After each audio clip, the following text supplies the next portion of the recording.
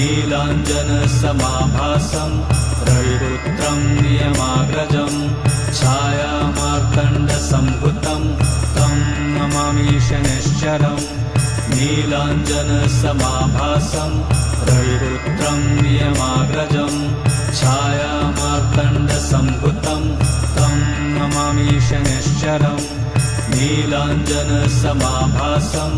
रविपुत्रं नियमाग्रजं छायामार्तण्डसम्भुतं तं नमामि शनैश्चरम्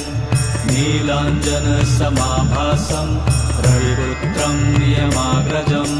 छायामार्तण्डसम्भुतं तं नमामि शनैश्चरम् नीलाञ्जनसमाभासं रविपुत्रं नियमाग्रजं छायामार्तण्डसम्भुतं तं नमामि शनैश्चरम्।